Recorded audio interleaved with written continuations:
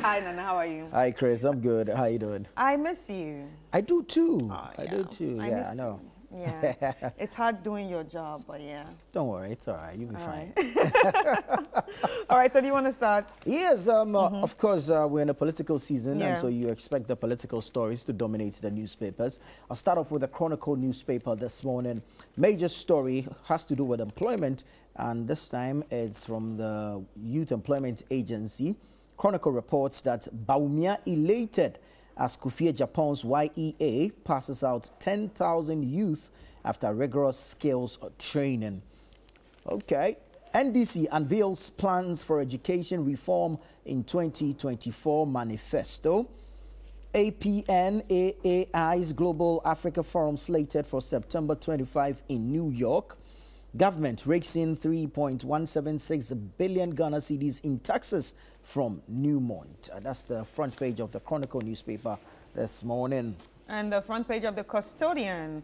New era of skills development. YEA graduates 10,000 artisans. And Rice Spell. Government earmarks 8 billion Ghana cedis to support farmers. Mahama in 24-hour economy gaffe. Nightclub owners baffled over his day club proposal. Why are they baffled? I don't know. I mean, it happens in New York. Exactly. If you're a nightclub owner in this country, you should be looking for experiences elsewhere to apply back home. So I don't see why they are baffled. Because in New York, I know they're actually... They're 24-hour clubs that work. Yeah, yeah, casinos run 24 hours. True. So, I mean... And we have here government to use NHF model for district housing units. Iyoko sweeps 4 awards at IAA Confab. Okay. That's it. That's it for the Custodian, eh? All right, let's get into the new publisher this morning. 10,000 youth get employable skills. Has a picture of Kofi Japan with the Vice President, Dr. Mahamudu Bawumia. Nightclubs will open 24 hours every day. That's John Dramani Mahama speaking. I know someone who will be excited about this. Yeah. Iyoko tops IAA Conference Awards. Zach Ramana takes over Ayawasu East. Reject Mahama. Esla Bawumia charge. All right, on ABC News, we have President Akufo-Addo commissioned School Junction Motorway Road project. 24-hour economic policy is just useless talk. Nana Ohenin jabs Mahama. Okay. Contractor accuses Bilsa South DCE for withholding payment of his money. Vote MPP to safeguard impactful initiatives. And that's by Napo. All right, let me take you to the Republic Press. Parliament in ruins as fire destroys parts of Job 600. It's quite ironical that a fire is catching the building that houses or serves as offices for the MPs, while the MPs are spending money to renovate the chamber. Sure. It's quite ironical. I mean, yeah, we hope that the damage was not too much, because definitely if it is, then it's going to cost you and I some more money. True. It's taxpayers' money that is going to be used to renovate whatever was destroyed. Anyways, Akufo-Addo commissions School Junction Motorway Road project. Ghana to join Council of Oil Palm Producing Countries. We are now going to join that council. We've been producing oil palm since when? Yesterday we spoke with one of the exhibitors who will be at the This Is Ghana exhibition, and she was telling us the many advantages of palm.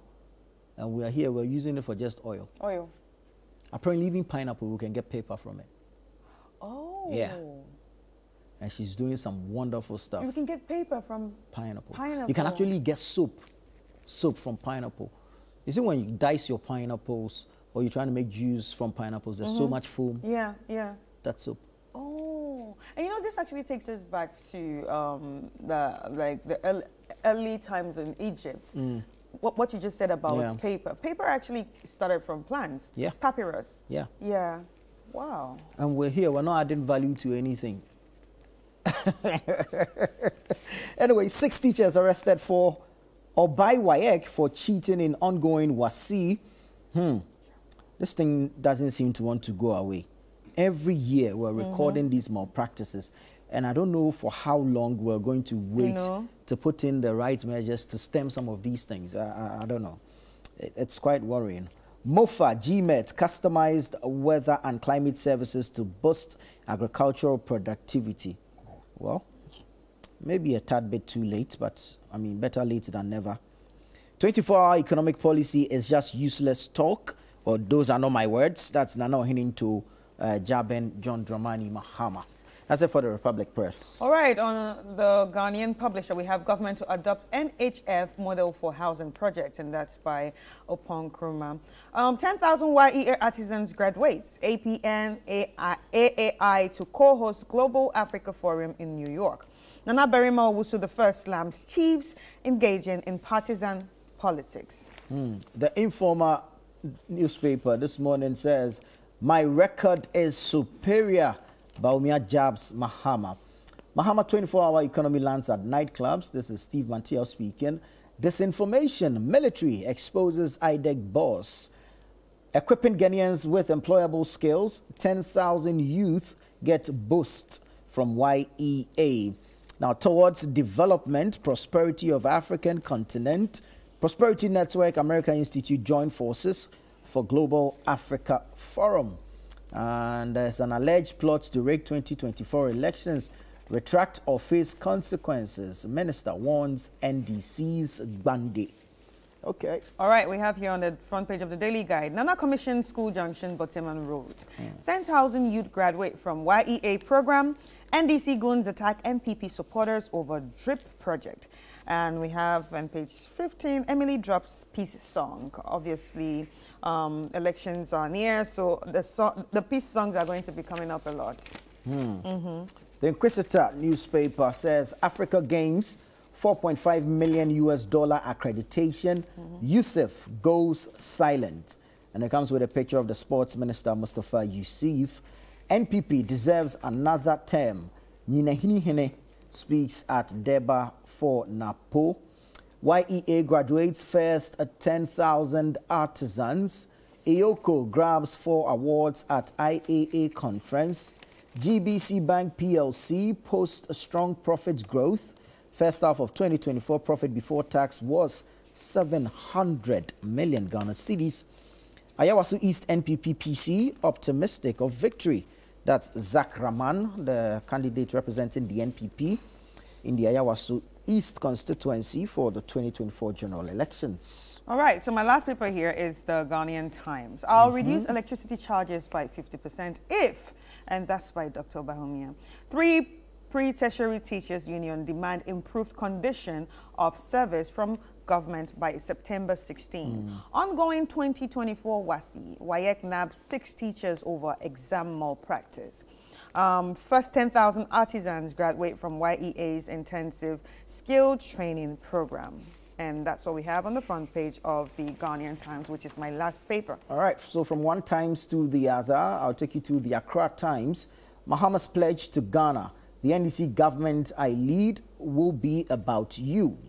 Speaker Bagman champions sports development, commissions state-of-the-art McCoy Sports Stadium in Nadoli. Electrochem gives jobs to Adar youth, seeds part of Songo salt mining concession to locals. GRA schools press core on its customer-centric policy, and former Busa South PM donates motorbikes to NDC. That's it for the Accra Times. Okay, so should we check some on Channel One News? Yep. Right, so let's check the headlines on ChannelOneNews.com. You can actually join us if you have access to that. Mahama is divisive, unfit to lead Ghana, and that's by Napo. And when we go to trending stories, 49% of pregnant women in Tema Metropolis found to be anemic at 36 weeks. Ooh. Be ready to account for your tenure after leaving office. Mahama to NPP. And former England manager Ericsson dies at the age of 76. We also have... no, he knew when he was going to die. Yes, because of cancer. So he was actually told, okay, after this, you actually have only 1 year to live. And he kept announcing it. And he kept announcing it. And, you know, well, I wouldn't say he had all the fun, but he lived. Yeah. He did everything he wanted to do. Everyone invited him where they wanted him to be. And it's kind of nice to know that, okay, I'm going by this time. Yeah. And you can fix your life, actually. Hopefully it was peaceful. Yes, Yeah. because cancer is really nothing peaceful. to, you know, joke about. So we have Brian Champon. Government may import rice, maize amid northern Ghana drought. And cohabitation high among university students. UCC study. And Asante Hene distills 3 chiefs over Galamsey.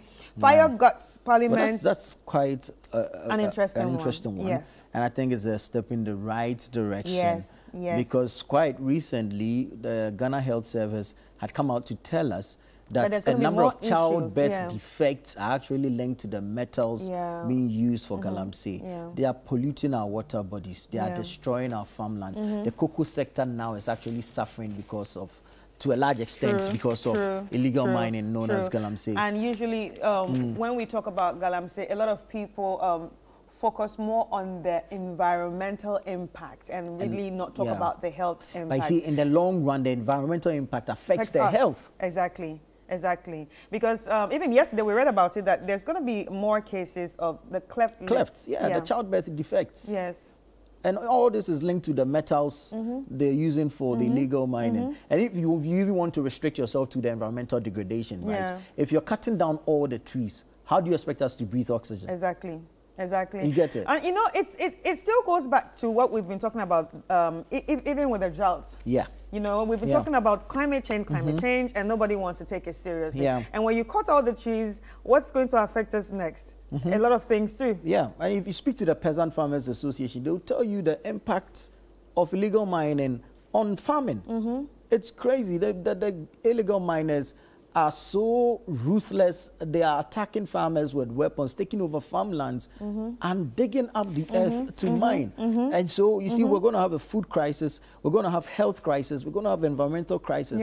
If we don't up our game now and put in some practical measures now, as a matter of urgency, we need to stop the political rhetoric and the lip service we keep paying to illegal mining. It does no one any good. Exactly. And you know, when you look at the page 3 of the Ghanaian Times, it actually talks about this same story. So they said that their distillment by the Asante Hene was as a result of petitions submitted by concerned residents of the traditional area. So I think it's also great for residents to know how this is going to affect them, because there are some people that will be scared of what will happen if we talk. We might get attacked. You know, you talked about being attacked and all that. So I think it's, when you see something, we should have that say something kind of attitude, especially when that thing is affecting us in different ways. That's true. Right? Yesterday I listened to the Asante Hene, and clearly he had been receiving the petitions over a period. And he actually instituted an investigation into the activities of these chiefs. And so he had enough evidence to do what he did. And I think if all our traditional leaders are doing the same, we can bring some level of sanity in our society. Listen, the chiefs are the custodians of the land. There's no way somebody can wake up and go anywhere to do mining. There's no way Chinese can come from somewhere and come and do mining here. Somebody leads them to the site. So if our chiefs are all doing the same, then I think we can stem the frequency of illegal mining in the country. And I think kudos to the Asante Hene. And we urge other chiefs in whose jurisdictions there is illegal mining to also take heed from this and do the needful. As for the government, I don't know.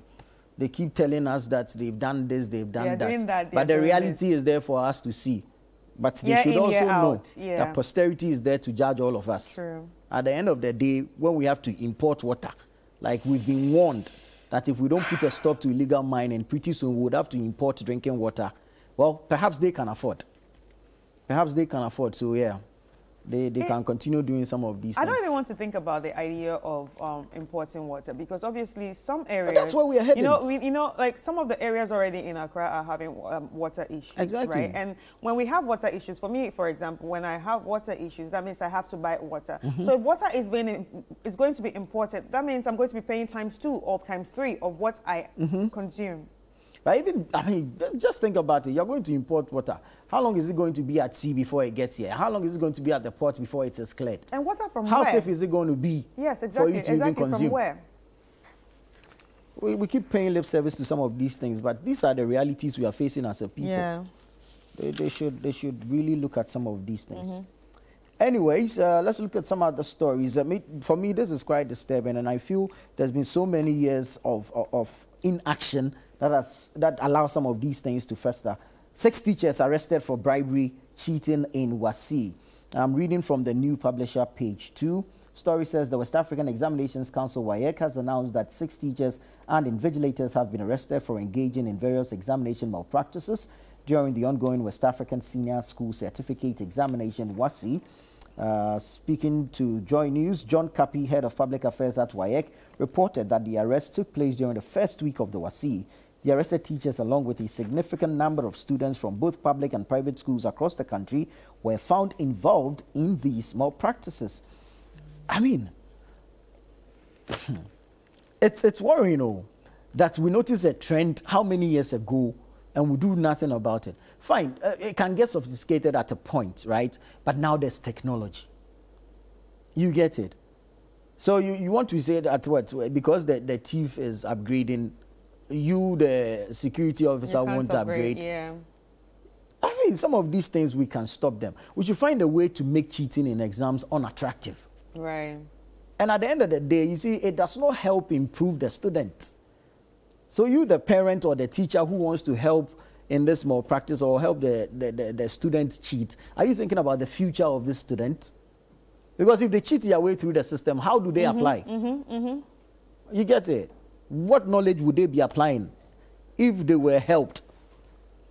Or, when I look at it, I also see another angle of, like you said, making cheating unattractive. Yeah. Maybe one of the ways they should make cheating unattractive, WAEC has to come into this, is to actually change the way the questions are asked. Let it be knowledge-based and not everyday ABC, choose A or B or C. Like, you know, direct things. Let the kids use their brains. Do you understand? I think in other countries, especially in the West, most of their exams are all, you know, knowledge-based. Yeah. It's not, you don't have straight answers to it. And because when you have straight answers to questions, it's either A or B. So somebody would definitely want to cheat. Oh, this is what I read. Oh, this is what I know. You understand? Oh, I am going to carry this report because I know this is what is going to come out.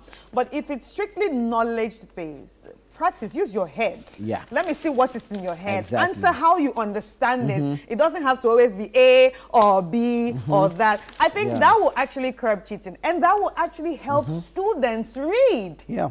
Yeah, it's quite important that we find innovative ways of pushing out these malpractices. It helps no one. Because, like, I'm saying this from you know, from what I heard from my son. You know, actually changed his school and the system is different. Yeah. So I asked him, so how do you feel about, how do you feel in this new school? He said, oh, I can actually use my head.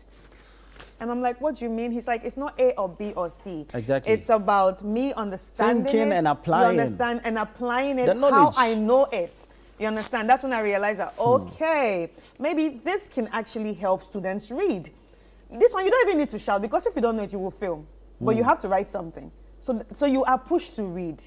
You are pushed to read. So maybe it's the way, you know, the exams are being put out there that needs to change. We need to be innovative. Like you said, if the thief or the cheater is always being innovative about these things, why can't we also be innovative at people that make the policies or people that make the rules? You understand?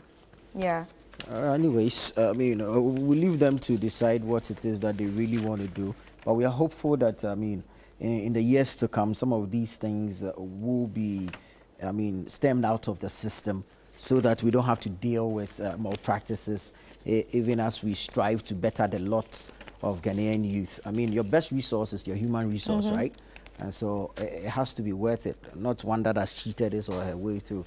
There's a story I'm looking for, one about teacher unions issuing an ultimatum to the government over some allowances. Is it the one for September, before September 16th? Exactly, September 16th, yeah, the 3-week ultimatum. Page yes. 12. Yeah, page 12 of the Ghanaian Times. Right. And I think at this point it's important that the government takes a look at the organized labor or the labor front, because you see, while these teachers are issuing this ultimatum, you know that the doctors of pharmacy who had completed their housemanship are also owed about, what, 11 months arrears, and they're also demanding payment. I actually watched that, and it's heartbreaking. Yes. And it's not encouraging at all. At the end of the day, it is the ordinary Ghanaian that suffers. If the conditions of service these teacher unions are asking, right, are not met by government, definitely they are going to declare a strike. Now, these are 3 teacher unions, pre-tertiary, right? So you have the Ghana National Association of Teachers, NAT, the National Association of Graduate Teachers, NAGRAT, and the Coalition of Concerned Teachers, CCT, right? If all 3 unions go on a strike, it's a total shutdown for the basic education level. It's a complete shutdown. So you're going to have junior high schools closed, senior high schools closed. And you can imagine already the academic calendar, it's, you get it. It has its ups and downs. Yeah. So, I mean. And you know, maybe this also trickles down to the behaviors of the teachers, like what you just discussed about the teachers being nabbed. Yeah. If they're not happy, they act rogue. Clearly. Because they probably have to be, you know, do things to maybe bribes at the corner. Or, okay, I help you and then you will sort me out. Yeah. You understand? I understand, but I mean, wrong is wrong. That we must admit. Wrong is wrong. No matter your motivation for committing a crime is a crime. All right?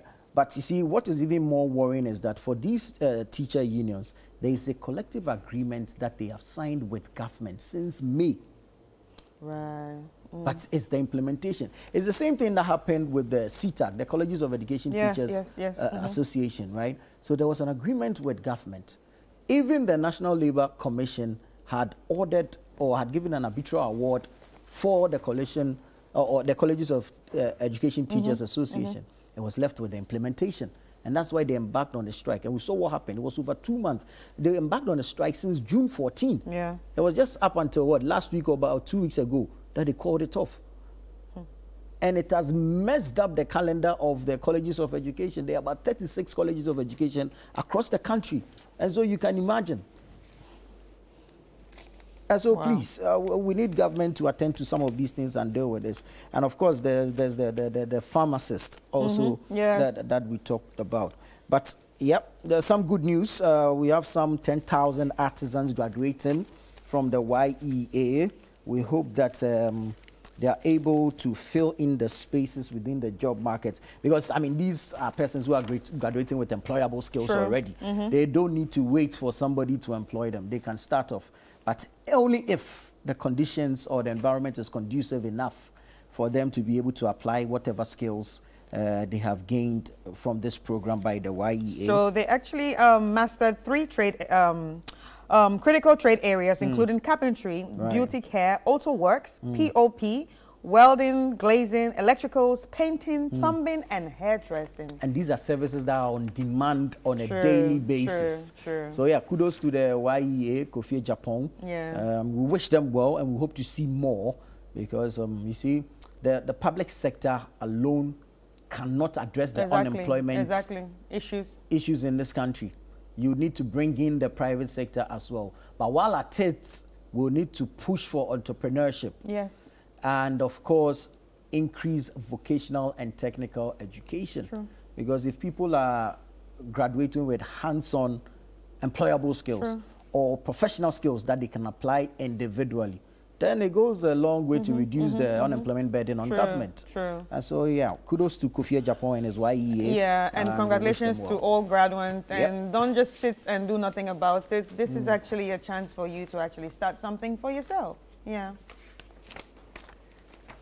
All right. I think I have one more story that interests me. Nana Berima Owusu wants Slam chiefs engaging in partisan politics. And that's in page 2 of the Ghanaian publisher. So I'm just going to read from one of the paragraphs that I found interesting. So Nana Berima Owusu continued by saying, he actually said the chiefs are fathers of their subjects and are supposed to be neutral. Engaging in partisan politics through your utterances or activities shows you have already chosen a side, which will make it difficult for others to approach you.